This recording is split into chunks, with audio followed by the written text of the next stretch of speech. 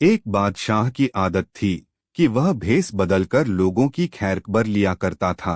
एक दिन अपने वजीर के साथ गुजरते हुए शहर के किनारे पर पहुंचा तो देखा एक आदमी गिरा पड़ा है। बादशाह ने उसको हिलाकर देखा तो वह मर चुका था। लोग उसके पास से गुजर रहे थे। बादशाह ने लोगों को आवाज दी, लेकिन कोई भी उसके नजदीक नहीं आया क्योंकि लोग बादशाह को पहचान ना सके। बादशाह ने वहां रह रहे लोगों से पूछा, क्या बात है? इसको किसी ने क्यों नहीं उठाया?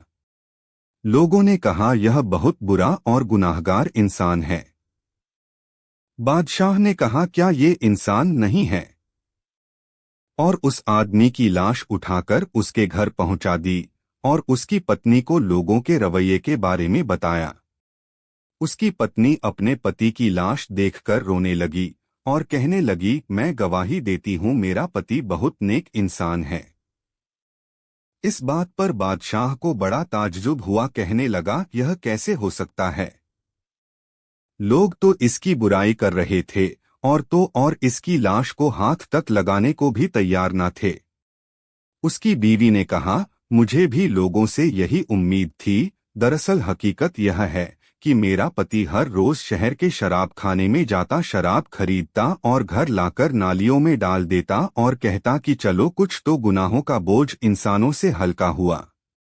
और रात में इसी तरह एक बुरी औरत यानी वेश्या के पास जाता और उसको एक रात की पूरी कीमत देता और कहता कि अपना दरवाजा बंद कर ले, कोई तेरे पास ना आए। घर आकर कहता, खुदा का शुक्र है, आज उस औरत और नौजवानों के गुनाहों का मैंने कुछ बोझ हल्का कर दिया। लोग उसको उन जगहों पर जाता देखते थे। मैं अपने पति से कहती, याद रखो जिस दिन तुम मर गए लोग तुम्हें नहलाने तक नहीं आएंगे, ना तुम्हारी अर्थी को कंधा देने आएंगे। वह हंसते और मुझसे कहते कि घबराओ नहीं, तुम देखोगी कि मेरी अर्थी वक्त का बादशाह और नेक लोग उठाएंगे। यह सुनकर बादशाह रो पड़ा और कहने लगा, मैं बादशाह हूँ, कल हम इसको नहलाएंगे, इसकी अर्थी को कंधा देंगे और इसका दाह संस्कार भी करवाएंगे।